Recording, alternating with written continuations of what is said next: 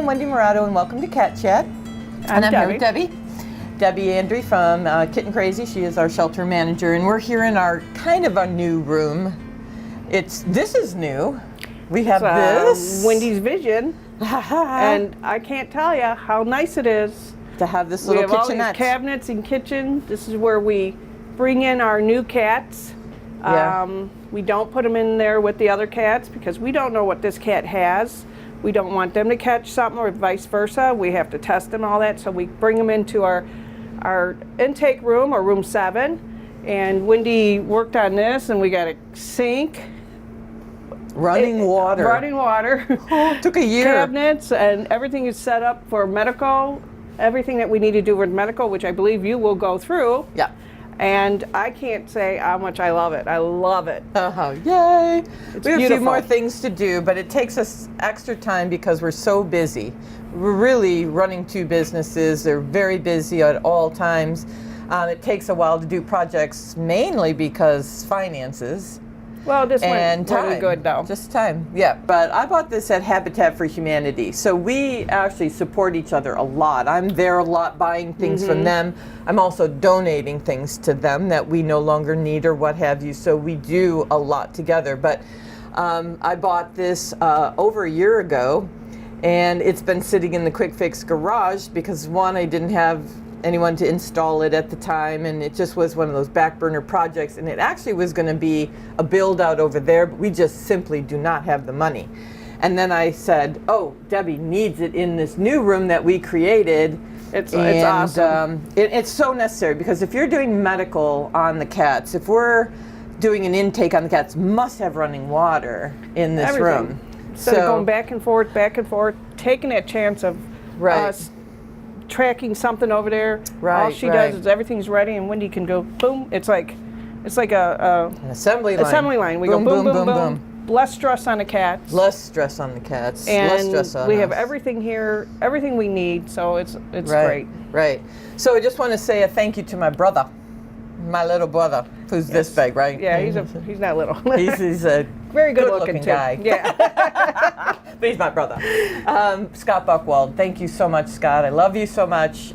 Always willing to come. Always willing. Floor was done by Scott. I mean, he's just in the medical amazing. room. He did the tile, and he's done so much, and that's what makes him happy. So yeah, there you go. But anyway, thank you, Scott, and thank you for the plumber guy. Yes. That he knew from all the jobs who came out here and hooked us up. And very nice guy. Very nice guy.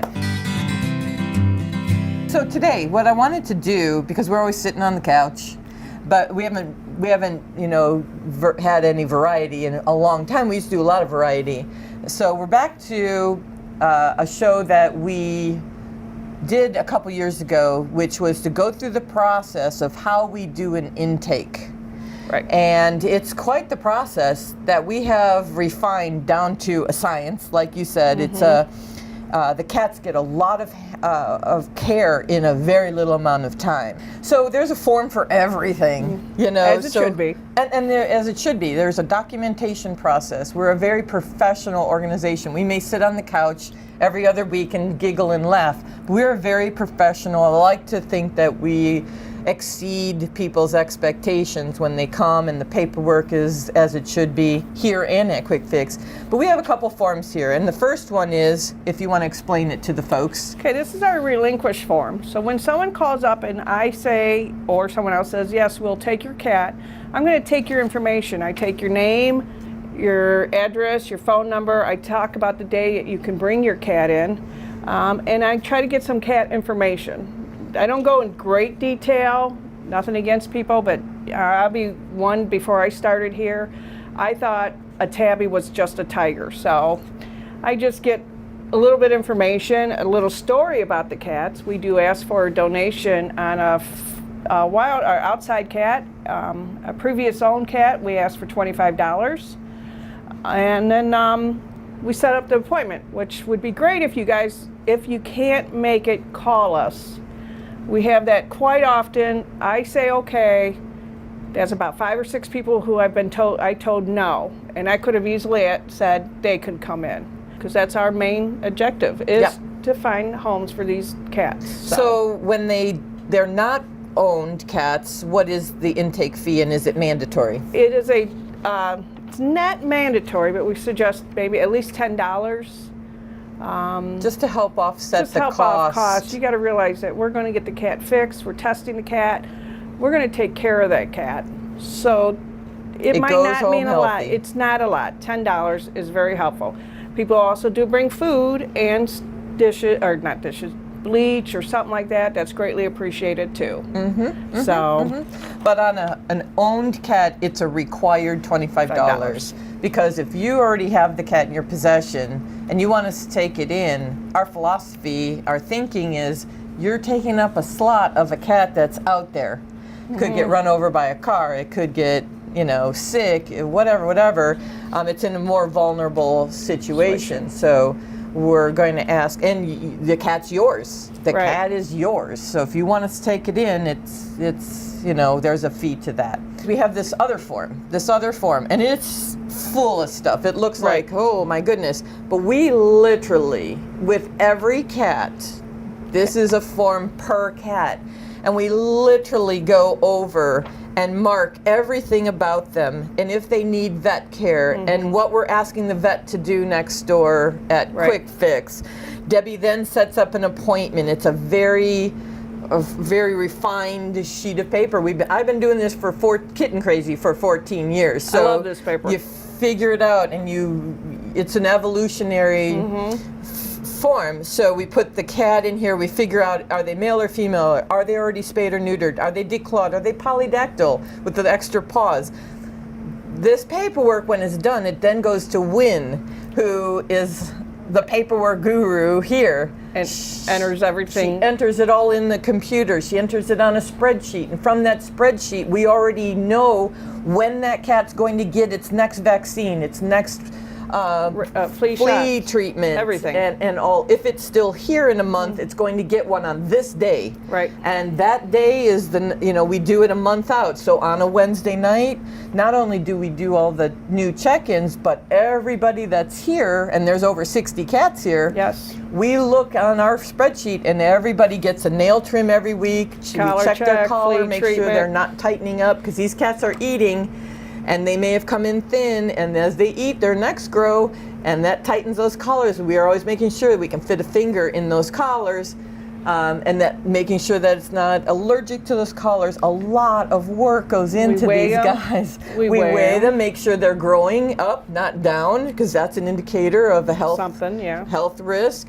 So we're checking all that. We're actually making sure that we code them properly. Is it a domestic short hair, medium hair, long hair? Is it a breed specific? Because why? Why is that so important? Because when people go on Pet Finder, they're looking for something specific at a lot of times. I want a Siamese cat. Well, if we put it as a domestic short hair, cream colored cat, they're not going to be found. It's a Siamese mix cat. So we make sure we do that. Then we go through the gamut of what are we going to do while they're here.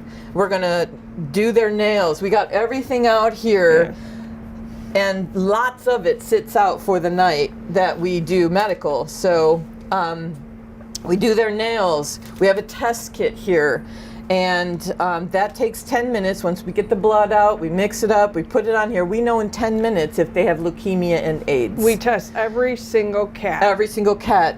And then they either get a pink or blue collar, which we already have Kitten Krazy on. Give them their Revolution, their wormer for their roundworms and their hookworms. If they're an outdoor cat, we do Droncit them, which is for tapeworm, but it's a hefty duty medication. It kind of taxes the system, and we're already doing a lot. We're vaccinating them, and then the doctor has to give them the rabies shot. So we have that we have to go over and do. Sometimes we'll give them catnip after the fact. Treats are always good. We always weigh them, and everything gets cleaned with a product in between every single cat, because this is the time where you can spread the diseases quickly. So anything on their paws that came out of the litter box is now on the table, and the next cat goes on the table, and voila, we have an epidemic. We don't have epidemics here. No. I mean, I don't believe in, oh, you just jinxed yourself. I don't believe in that. I'm a Bible believing person. You do the right thing, you have the right outcome. You know, the principles of God stand. In here, diarrhea is reported. I always say good poop, good cat. You know, we are always looking in the litter box right away. Because right away we know we need to check that out. Do they have coccidia? Do they have giardia? These are microorganisms that live outside, and everything pretty much is sharing it. People get it. Rodents, birds, mammals, everybody has the potential. It's one of those zoonotic diseases. It's kind of a disease because it is curable. That's the difference between a condition and disease. A disease is curable. So if they have coccidia, we have to give them a specific medication. If they have giardia, that's a different medication. We have to know that, and they have to go on the program. If we just say, oh, put them on both, they're getting medicine they don't need, it's costing us. So we have to know what we're doing here. Yes. You know, we've learned a lot. There are cats that come in here that are highly dehydrated, especially in the summertime. So right on our own premises by our own people, we're giving fluids, subcutaneous fluids. We have to know how much, how often, and all of that. We don't, just because we have a vet next door doesn't mean she's over here all the time. She's got a job. Yes. We very rarely need to call the vet over for anything. Stuff. Yeah, she pretty much comes over and pops in some rabies shots and gives us some advice when we just are, this is an anomaly, we've never seen this before, and we're going to talk about that. So when Danny came into Quick Fix, he was a little scaredy cat, so to speak. Cutie. He was my cutie boy over there. He was in a trap. Somebody trapped him, so they couldn't get their hands on him. He was running around their yard with he had a feral mother, and he would run up and down this electric pole, they said, and he'd go way up, and he was a tiny little guy. And they brought him in for neuter because they were doing the right thing, which I always think is great. Good people. And they said they hadn't ever touched him or anything. He would come up to their feet, but then he'd run away. And I, of course, love orange boys. So I said, well, I'll keep him and I'll take him home. And this is my boy. But actually, he's up for adoption. And you can see I've worked with him, and he's just my little dolly ollie. Oh, he's a sweetheart. He is a sweetheart. I kissed him 1,000,000 times. I know Wendy's sitting here saying she did it all, but Gus helped. My Gus, my three-legged Gus cat, he mothers everything. Yeah. So, but he had a medical condition, didn't he not? He still does, and he's going to have one for life. So when I saw him, he had an upper respiratory, so I didn't have him neutered right away. I just took him home. And my cats have been exposed to everything. And they build up immunity. You kind of, not a bad thing that your kitten caught a cold. It's like a kindergartner when they go to kindergarten and they come home and now the whole family's sick. You know, what that's really doing is it's building your immune system to have had that cold. So your immune system is getting stronger. And my sweet Dr. Allison Lash, who's head of the Cleveland APL, taught me so much. And she would say in the early days, Wendy, it's not a bad thing that they're sick. It's going to make them stronger in the end. Gussie's my little guy. He's 1.5 years old right now. But he was around him and didn't get it. So what it is herpes. And people hear herpes and go, oh, that's not good. Cats get herpes in their eyes. It comes out, you can see the glassy eyes. See them? And how glassy it is? Can you see that, Andy? And they're always glassy. And then when they have flare-ups, they'll run, and he might even sneeze. Right. But herpes virus is quite different than the other kitty colds that you'll see. Number one, nothing touches it. It just, when they're in a flare-up, they can have an antibiotic to prevent a secondary bacterial infection, like pneumonia or bronchitis, one of those things.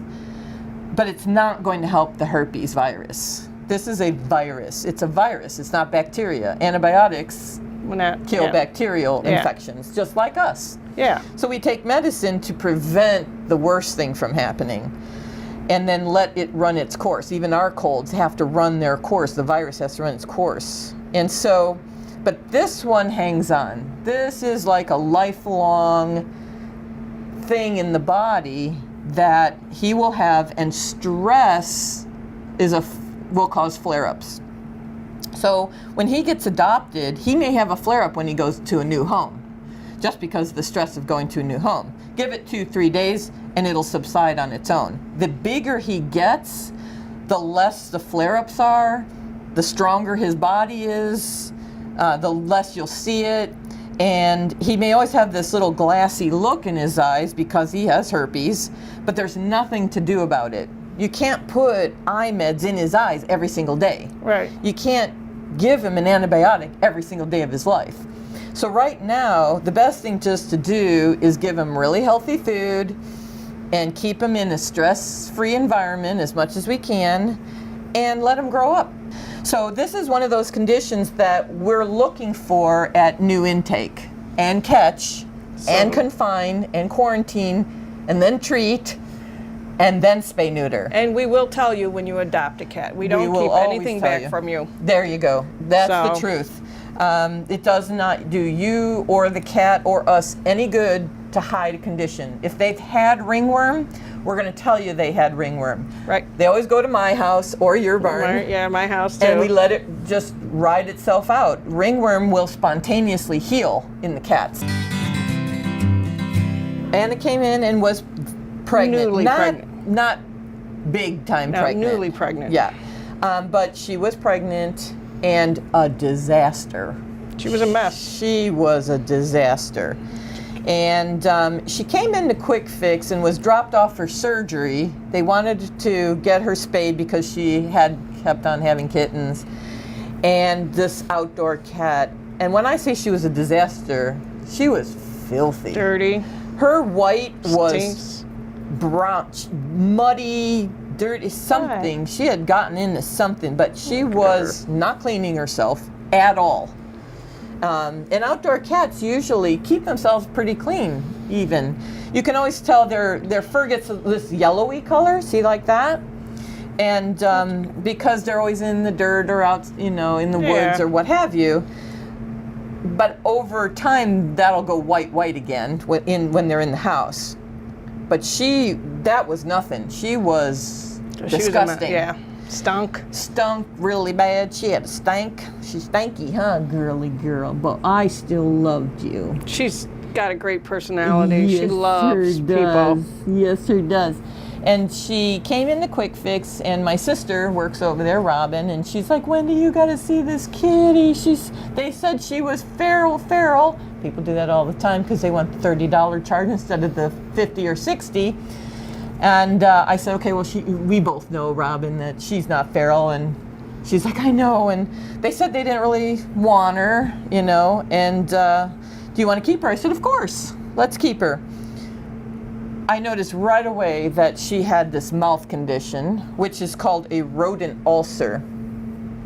It's got this really long Latin name that doctors know that Wendy doesn't, but it's referred to as a rodent ulcer because people used to think that they got them from eating rodents, but that's not true. But if you look, she's given you her show, the whole top lip there was so bad and so painful. It's painful, right? It's still very painful. Yes, and see how it's crusty and hard. That's why she wasn't cleaning herself, because I said, she's not cleaning herself. Let me take a look at her mouth. Had to be a reason why. Has to be a reason why. Maybe it's a tooth, and I was like, wow, that is a really bad rodent ulcer. And they get them on their lips, they can have them on their tongue, some sores on their tongue, and it's from allergies.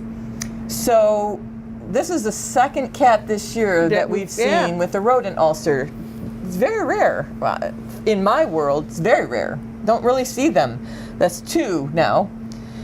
She was in so much pain with this. She had an upper respiratory. She was filthy. We needed to get her taken care of before she had these babies. And it was my decision to go ahead and spay her, which I Correct. don't do normally. I No. usually let the cats have their kittens because But there's just something about that. it would have just gotten They worse get and to worse. a certain point, by the time these people bring them in, they're about ready to have these kittens. But she wasn't at that point yet. And so we went ahead and had her spayed. Yes. And we put her on 2 things. We just gave her 2 shots. Right. And that is helping her daily to get this done. You couldn't give those shots with her being pregnant, correct? Right. So, Yeah, and that so- was the other thing. yeah. Yes. Thank you, Debbie. Yeah. Right. So that was the thing, is she could have some lesser, a lesser treatment because being pregnant, or we could spay her and give her the treatment she needed. And get her out of pain. Get her out of pain because she was in pain. Now you can see she's doing really well. Oh, She's yeah. not flinching anymore. Boy, you couldn't even touch her mouth. They were so red and so, they were Swollen and and crusty, and this poor cat was in so much pain. She had sores on her mouth. We had them biopsied. Turns out it was just, the doctor was concerned about it, but it just turns out it was more of the same condition. And so she's okay. She does not have cancer or anything. And the new adopter that takes her needs to understand that it's easy enough to get her a steroid shot and a convenience shot, which is it's an anti-inflammatory and antibiotic. So we gave her a convenience shot and a Depomedrol steroid shot, and you see it's already down this far Oh, yeah. in a week. She's just doing She loves fantastic. people. We literally, like when I get the cat in my hands, I never stop petting them. I pet them up the back of their tail because I'm feeling for a piece of white rice that's sticking to their tail. What is that? That's tapeworm. So I know instantly as I get a new cat in, if they have a tapeworm on their behind, and it's always going to be on the back side of their leg or on their tail, it's going to get on my hand and I'm going to go, hey, they need Droncit. They need to be treated for this tapeworm. This kind of outdoor cat, they just automatically get it. Because any rodent that they eat that has fleas and they ingest that live flea, that's going to turn into a tapeworm. And it really just takes 1 injection of Droncit to get rid of all the tapeworm. Not a bad idea to get a backup for it in a week or 2, just in case there are larvae that didn't die and they start hatching and growing again. This is Ashlyn. Who was one of our cats originally. I think she came in at 7, or she was here at when she was 7 years old. And somebody took her. A lady called us, said she's allergic, so we decided to take her back. She had her for 4 years. She had her for 4 years, and she paid the $25. So here's an example. Now she's an 11-year-old cat. And she is just the sweetest thing. I mean, look at that face. She's beautiful. She is. Is beautiful, but she has a little bit of weepy eye. She has terrible ear mites. Okay, this is what ear mites will look like. They're real black, so it hurts them, and you'll get this black out of there, and those are big black chunks. That's actually the excrement, the poop of the ear mites. Ear mites are microscopic, but they can be seen under microscope. Some things are microorganisms that you have to have a really, really strong Microscope. microscope. These you can see under the microscope. So if you put this under there, you'll see some ear mites, but that's really from all of the waste of them eating on the blood system in the ears. So if you added water to that and it turned red, then you know that's ear mites. Oh, okay.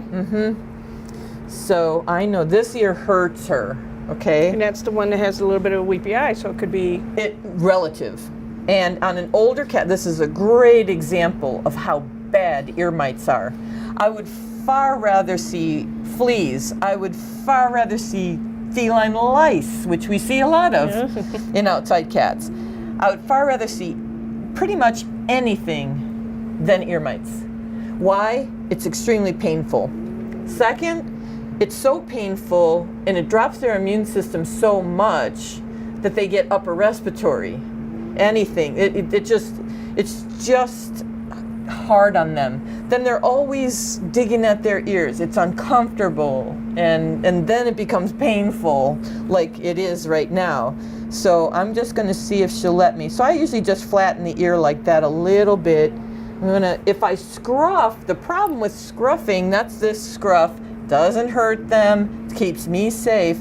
But the problem with the scruff is, you can even see when I scruff, it pulls that back, and it's going to make it harder more to get. pain. Come on, We last did clean Wednesday. them. You did it. You did it last Wednesday, and then we Yeah. have given a revolution. It's probably, but it's so, like you said, deep down there. It is. It's black down in there. I can see it down there. But you don't ever want to push that No. down there, because you're pushing it further in there. Right. So I only just try to get the kind of the superficial on the top part. But she's in pain down here.